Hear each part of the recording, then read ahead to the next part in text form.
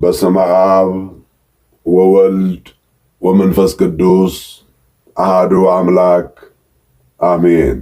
እግዚአብሔርሰ ገሃደ ይመጽእ ወአምላክነሂ ያረምም እሳት ይነድድ ቅድሜሁ። እግዚአብሔር በግልጥ ይመጣል። መዝሙር 49 በቅንፍ 50 ቁጥር 2 ላይ ተጽፎ በምናገኘው የሕያው የእግዚአብሔር ቃል እንማማራለን። እግዚአብሔር በግልጥ ይመጣል። ይህን የእምነት ቃል የተናገረው መዝሙረኛው ንጉሥ ዳዊት ነው። ቃሉ የተነገረው በዘመናት ሁሉ እግዚአብሔርን በተስፋ ለሚጠባበቁት ነው። መዝሙረኛው ዳዊት በሁለት ምክንያቶች ይህንን ቃል ተናግሮታል። የመጀመሪያው ቀዳማዊ ምጽአቱን ለማውሳት በነቢያት፣ በሕግ፣ በመዝሙር ስለ እርሱ ስለ አካላዊ ቃል ወልደ እግዚአብሔር መገለጥ አስቀድሞ የተነገረው መፈጸሙን ለማመልከት ሲሆን፣ ሁለተኛው ዳግማዊ ምጽአቱን ወይም ስለ ዳግም ምጽአቱ ነው። በቀዳማዊ ምጽአቱ እንደ ሐኪም ሆኖ መጥቷል። በዳግም ምጽአቱ ግን እንደ ዳኛ ሆኖ በክበበ ትስብእት በይባቤ መላእክት እግዚአብሔር ወልድ እንደሚመጣ መናገሩ ነው። የርዕሳችን መሠረታዊ ዓላማው የአምላካችን የእግዚአብሔር መምጣት ለፍጥረት ሁሉ መፍትሔ መሆኑን ማስተማር ነው። ሁላችንም እንደምናውቀው የዐቢይ ጾም 5ኛ ሳምንት ደብረ ዘይት ይባላል። ደብር ተራራ ማለት ሲሆን ዘይት ወይራ ማለት ነው። ደብረ ዘይት የወይራ ተራራ ማለት ሲሆን በዚህ ዕለት የጌታችን የመድኃኒታችን የኢየሱስ ክርስቶስ ዳግም ምጽአቱ ይነገርበታል። አምላካችን እግዚአብሔር ይመጣል ሲባል በቦታ ተወስነው እንደሚኖሩ ፍጡራን ሄደ መጣ ማለት ለባህሪው አይስማማውም። ምክንያቱም እሱ በሁሉ ቦታ የሚገኝ በሁሉ ስፍራ የሚገለጥ ምሉ በኩለሄ ስለሆነ ይህንን ሁላችንም ማወቅና ማመን አለብን። ስለ አምላካችን መምጣት ስንማማር 3 መንገዶችን ማወቅ ያስፈልገናል። እነርሱም በግብር በዘፈቀደና በኩነት መምጣት። አንደኛው በግብር መምጣት ማለት በሥራ መምጣት ማለት ነው። እግዚአብሔር ሥራ ሲሠራ መጣ ይባላል። ለምሳሌ ያህል በቦታ መልቶ የሚገኝ ንፋስ ሲነፍስና ሳር ቅጠሉን ሲያነዋውጥ ነፋስ መጣ እንደሚባል ሁሉ እግዚአብሔርም አምላካዊ ሥራውን በሥራ ሲገልጥ መጣ፣ በረድኤት ተገለጠ ይባላል። ለዚህ መጽሐፍ ቅዱሳዊ ማስረጃችን በኦሪት ዘፍጥረት ምዕራፍ 18 ከቁጥር 1 ጀምሮ ያለውን አንብቡት። እኔ ቁጥር 10 ላይ ያለውን አያለሁ። ሥላሴ ለአብርሃም በተገለጠ ጊዜ የዛሬ ዓመት እንደ ዛሬው ወደ አንተ በእውነት እመለሳለሁ፣ ሚስትህም ሳራ ልጅ ታገኛለች አለው። ይህ ማለት እግዚአብሔር በሥራ ወይም በረድኤት መጣ ይባላል። ሁለተኛው በዘፈቀደ መምጣት ነው። እግዚአብሔር በወደደ ጊዜ በብዙ ኅብርና አምሳል ለሰዎች ራሱን ይገልጣል። እንዲህም ሲያደርግ እግዚአብሔር መጣ ይባላል። ለምሳሌ እግዚአብሔር በእሳት፣ በብሩህ ደመና፣ በጨለማና በጭጋግ፣ በጢስና በብርሃን አምሳል ሊገለጥ ይችላል። በዚህም እግዚአብሔር መጣ ይባላል። መጽሐፍ ቅዱሳዊ ማስረጃው በኦሪት ዘጸአት ምዕራፍ 19 ቁጥር 9 ላይ እግዚአብሔር ሙሴን ካንተ ጋር ስነጋገር ሕዝቡ እንዲሰሙ ደግሞም ለዘላለም እንዲያምኑብህ እኔ በከባድ ደመና እመጣልሃለሁ አለው። ሙሴም የሕዝቡን ቃል ለእግዚአብሔር ነገረ። ስለዚህ እግዚአብሔር በዚህ ስፍራ ላይ በደመና መምጣቱን መገለጡን እናነባለን። በአዲስ ኪዳንም ሐዋርያው ቅዱስ ጳውሎስ በዕብራውያን ምዕራፍ 1 ቁጥር 1 ላይ በብዙ ነገር ወበብዙ መክፈልት አይድአ እግዚአብሔር ለአበዊነ በነቢያትዩ እምትካት፣ ከጥንት ጀምሮ እግዚአብሔር በብዙ አይነትና በብዙ ጎዳና ለአባቶቻችን በነቢያት ተናገረ።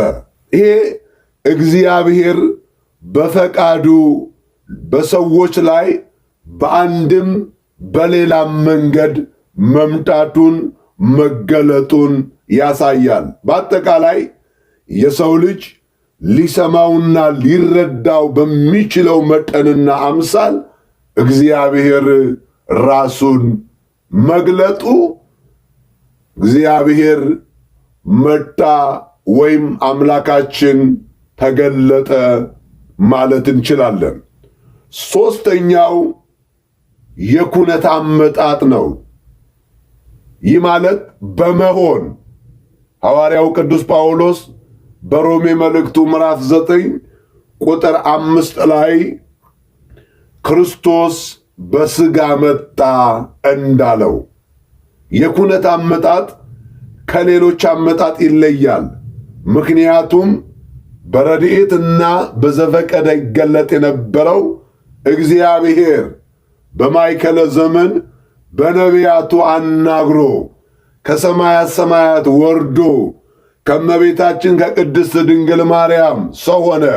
ማለትም በኩነተ ሥጋ ወደዚህ ዓለም መጣ፣ ተወለደ፣ ተጠመቀ፣ ተፈተነ፣ ታመመ፣ ተሰቀለ፣ ሞተ፣ ተቀበረ፣ ተነሳ፣ አረገ፣ ዳግመኛ ይመጣል። ይህንን ሐሳብ በግልጽ ለማስረዳት በዚህ በሐዋርያት ሥራ ምዕራፍ 1 ቁጥር 11 ላይ ጌታችን ሲያርግ የተመለከቱ መላእክት እንዲህ ብለው ነበረ። አንትሙ ሰባ ገሊላ ምንትኑ ቆምክሙ ትረአዩ ሰማየ ዝውእቱ ኢየሱስ ዘአርገ እምኀቤክሙ ውስተ ሰማይ ወከማሁ ካይበ ይመጽእ በከመ ርኢክምዎ የዐርግ ሰማየ። ማለት የገሊላ ሰዎች ሆይ ወደ ሰማይ እየተመለከታችሁ ስለምን ቆማችኋል? ከእናንተ ወደ ሰማይ የወጣው ኢየሱስ እንዲሁ ይመጣል አሏቸው።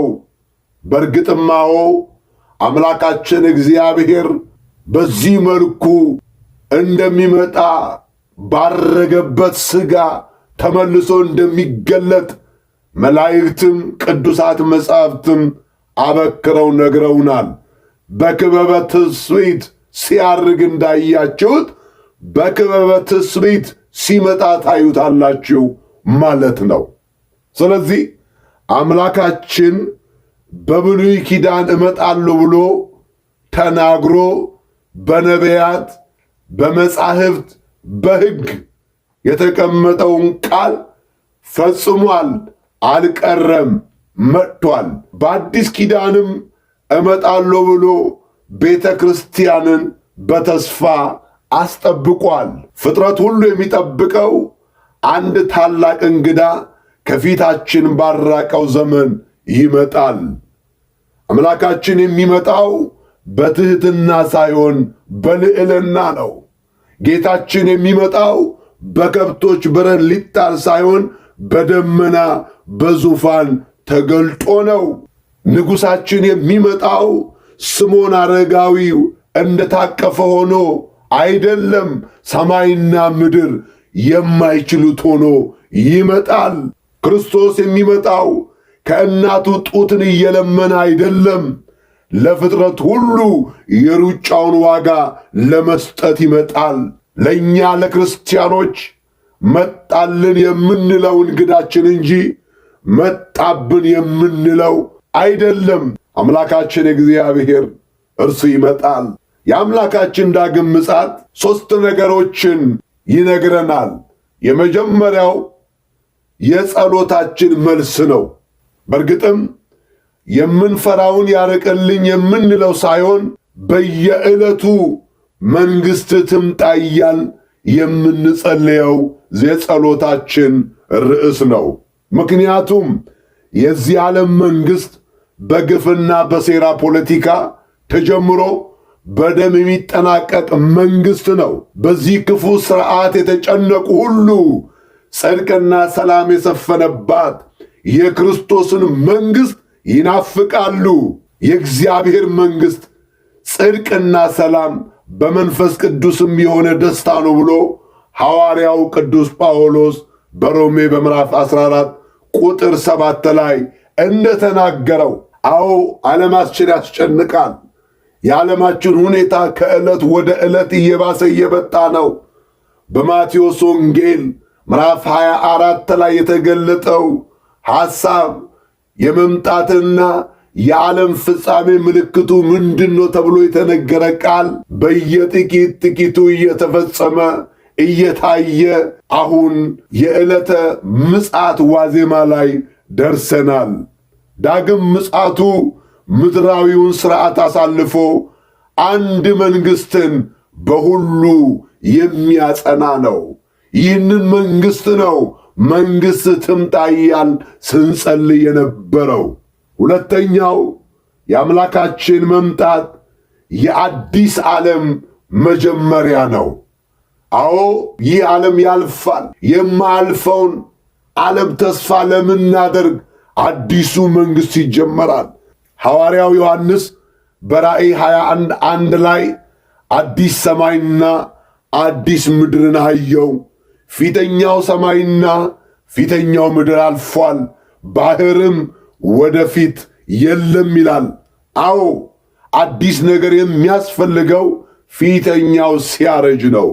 ያረጀ ነገር መልኩ የወየበ ወደፊት ሊጠቅም የማይችል ነው። አዎ አሁን ፍጥረት አርጅቷል። በረዶ እየቀለጠ የምድር ሙቀት እየጨመረ መሬት ማዳበሪያ እየፈለገ የሰው ልጅም በብዙ መድኃኒት እየኖረ ያለበት ይህ የማርጀት ምልክት ነው። በተለይም የዓለማችን ሁኔታ አስፈሪ እየሆነ መጥቷል። ዛሬ በዓለማችን ላይ የእርስ በርስ ግጭት፣ የኒኩለሩ ስጋት፣ የኢኮኖሚው መዛባት፣ የአየሩ ቀውስ፣ ሰዎች እርስ በርሳቸው የማይተማመኑበት የእርስ በርስ ግጭት፣ ጦርነት በስፍራ ሁሉ ይደመጣል፣ ይሰማል። አዎ ይህን አዲስ የሚያደርገው የክርስቶስ መምጣት ነው። ሰው ሞት ላይ ይዘው በትንሣኤ የሚመጣው ዓለም ማርጀት ላያገኘው በአዲስነት ይኖራል። ስለዚህ የአምላካችን መምጣት የአዲስ ዓለም መጀመሪያ ነው።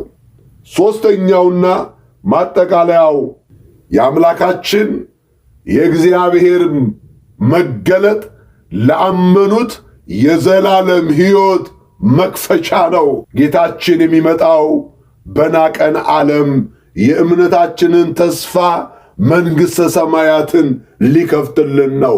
ዛሬ በክርስቶስ ያመኑ በበጎ ሥራ የጸኑ ክርስቲያኖች በጊዜያዊ ማረፊያቸው በገነት ይኖራሉ። ክርስቶስ ሲመጣ ገነትና ሲኦል ያልፋሉ። ለዚሁ ነው ሰማይ ወምድር ይሃልፍ ወቃልየሰ ኢይሃልፍ ያለው። ሰማይና ምድር ያልፋሉ ቃሌ ግን አያልፍም ብሎ ጌታችን መድኃኒታችን ኢየሱስ ክርስቶስ በማቴዎስ ወንጌል ምዕራፍ 25 ቁጥር 24 ላይ እንደተናገረው።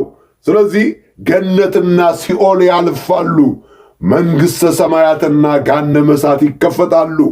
የዘላለም ዘመን ይከፈታል። ዘወትር አዲስ የሆነውን ጌታ እያየን በዘላለም ደስታ እንኖራለን። ዛሬ በዓለም የምናየው መከራና ሰቆቃ የምጽአቱ ዋዜማ ነው። ይህ ሁሉ ጭንቅ በክርስቶስ መምጣት ይጠናቀቃል። ዛሬ የተወደዳችሁ የእግዚአብሔር ልጆች በልዩ ልዩ ስፍራ በአንድም በሌላም ሁኔታ ውስጥ ያላችሁ ከዚህ ነገር ማን ያድነኛል? ከዚህ መከራ ማን ነፃ ያወጣኛል? ከዚህ ጨለማ ማን ወደ ብርሃን ያሻገረኛል? ከዚህ ደዌ ማን ይፈውሰኛል? የምትሉ ሁላችሁ ይህም ያልፋል። ዛሬ ግን በአካሉ በቤተ ክርስቲያን በኩል እግዚአብሔር የታመሙትን ሊፈውስ ይመጣል። የተጨነቁትን ሊያሳርፍ ይመጣል። የታሰሩትን ሊፈታ ይመጣል። በብዙ ስቃይ ውስጥ ያሉትን ከስቃያቸው ነፃ ሊያወጣ እግዚአብሔር ይመጣል። የተወደዳቸው የእግዚአብሔር ልጆች በተስፋ ጠብቁት እግዚአብሔርን። እርሱ እመጣለሁ ብሎ በመምጣቱ ያልዘገየ አምላክ ነው። እርሱ እመጣለሁ ብሎ ተናግሮ አይቀርም። በተስፋ እንጠብቀዋለን። አምላካችን እግዚአብሔር ሲመጣ ደስ እያለን ዳግም ምጽአቱን በአይምሯችን ውስጥ የሳልነው አስፈሪነቱን ብቻ ነው፣ ፍቅሩንም እንድናስብ ነው። ዳግም ምጽአቱ ለእኛ ለአማኞች፣ ለእኛ ለክርስቲያኖች አምላካችን ሙሽራውን ለመቀበል እንደሚጠባበቁት ሚዜዎችና አጃቢዎች ነው። አዎ ሙሽራችን አምላካችን ይመጣል። ለዚሁ ነው ዮሐንስ በራእዩ ሙሽራይቱና መንፈሱ ና ይላሉ። አዎ እኛንን ቤተ ክርስቲያን ዛሬ ና የምንለው መንግሥት ትምጣ ብለን የምንጸልየው አምላካችን ከዚህ ከሚያስጨንቀው ወደማያስጨንቀው ወደሚያሳርፈው መንግሥቱ እንዲያፈልሰን፣ ማጣት፣ ማግኘት፣ መከራ፣ ስቃይ፣ ሕመም እነዚህ ሁሉ ከሚፈራረቁበት ዓለም ወደ እርሱ መንግሥት እንድንሄድ አምላካችን እግዚአብሔር በግልጥ ይመጣል። ወልድ ኢየሱስ ክርስቶስ የወጉት ሁሉ እያዩት ይመጣል። ያን ጊዜ በፊቱ የሚቆሙት በጎቹ በቀኙ ሆነው እየዘመሩ አምላካችን ሆይ እንኳን መጣህልን፣ ሌሎቹ ደግሞ በእርሱ ያላመኑ ምን መጣብን ብለው የሚጨነቁበት ለእኛ ለአማኞቹ ለክርስቲያኖቹ መንግሥቱን ሊሰጠን፣ አዎ እሱን ደስ የሚያሰኝ ነገር እንኳን ባይኖረን ስለ ስሙ ሲል ስለ ፍቅሩ ሲል ስለሚወደን አምላካችን እግዚአብሔር ወደ እኛ ይመጣል፣ ይጎበኘናል። አዎ ይህንን የተረዳው ሐዋርያው ዮሐንስ በራእዩ የዛሬ 2000 ዓም እንዲህ ነበር ያለው። አሜን ጌታ ኢየሱስ ሆይ ቶሎና አለው። አዎ የእርሱ መምጣት ዕረፍት ነው። የእሱ መምጣት ደስታ ነው። የእሱ መምጣት ሰላም ነው። አዎ ዛሬ በብዙ ነገር ውስጥ ላለን ሰዎች የእርሱ መምጣት የሚነግረን ይሄ ነው። ዳዊት ለዚሁ ነው እግዚአብሔርሰ ገሃደ ይመጽእ ወአምላክነሂ ኢያረምም እሳት ይነድድ ቅድሜሁ ያለው። እግዚአብሔር ይመጣል። ዛሬ አይዟቸው የእግዚአብሔር ልጆች፣ የኔ ቤት ቀዝቅዟል፣ የኔ ቤት ባዶ ሆኗል፣ የኔ ሕይወት ጨልሟል፣ የኔ ትዳር ጥያቄ ውስጥ ወድቋል፣ የኔ ማንነት እያል በብዙ ነገር ውስጥ ላለን ሰዎች እግዚአብሔር በአካሉ በቤተ ክርስቲያን በኩል ወደ እኛ ይመጣል፣ ወደ አንቺ ይመጣል፣ ወደ አንተ ይመጣል። በልዩ ልዩ ሱስ ውስጥ ተይዘ የምትሰቃይ ወንድሜ፣ በብዙ ጭንቀት ውስጥ ያለሽ እህቴ ይመጣል። እግዚአብሔር አያሳፍረንም። እመጣለሁ ብሎ መጥቷል። እጎበኛችኋለሁ ብሎ ጎብኝቷል። አድናችኋለሁ ብሎ አድኖናል። አሁንም እወስዳችኋለሁ እመጣለሁ ብሎናል። ይመጣል። ለዚህ ሁላችንም ተዘጋጅተን እንድንኖር የእግዚአብሔር ቸርነት፣ የእመቤታችን አማላጅነት፣ የቅዱሳኑ ጸጋና በረከት ከሁላችን ጋር ይሁን። አሜን።